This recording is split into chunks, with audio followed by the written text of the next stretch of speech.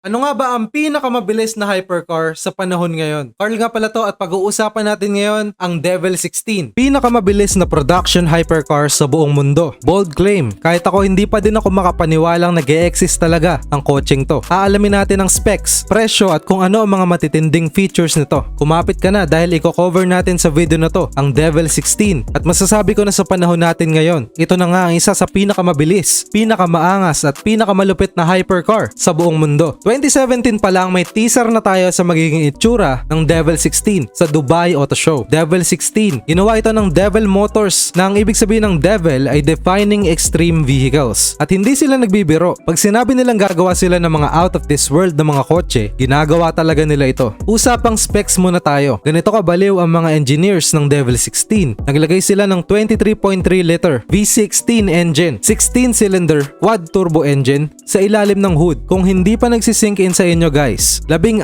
na cylinders yan. Yung mga F1 cars, 6 lang. 4 din ang turbo nito, quad turbo, at gumagana na magkakasabay. Hanggang kabilang bayan maririnig mo yan na sumisipol. Naawa ako sa dyno nung tinetesting nila to. Maingay din yung makina nito pag ni-rev. Napaka-astig din ang exhaust vents nito. Parang maliliit na rocket booster. Sa 23 liter displacement nito, alam mo nang tabo-tabong gas ang nilalagok niyan pag pinakawalan mo sa truck. Pero dahil ginawa yan sa Middle East, tingin ko wala silang problema sa presyo ng gas doon. Ang presyo ng gas doon parang umigib ka lang ng tubig dito sa Pilipinas. Ganun kamura dahil supplier naman sila ng langis sa buong mundo. Teka, di ko pa pala nasabi kung gaano kabilis ang hypercar na to. Umaabot lang naman ito sa conservative speed na 5,000 horsepower at may 3,500 pound-feet ng torque. Comparison lang, yung mga F1 race cars halos nagtatap lang sa 2,000 horsepower. 0 to 60 launch in 1.8 seconds. Ang top speed sa expressway natin 100 kilometers per hour. Itong Devil 16 umaabot sa 560 kilometers per hour ang top speed. Literal na isa sa pinakamabilis na production vehicle na nilabas ngayon. Syempre maganda din ang pagkaka-design nito. Carbon fiber body paikot at merong magaan pero matibay na aluminum chassis. Parang eroplano ang gaan. Ang sabi ng kumpanya, 5 lang ang ipoproduce nilang Devil 16 kada taon. Nagkakahalaga ito ng $2.2 million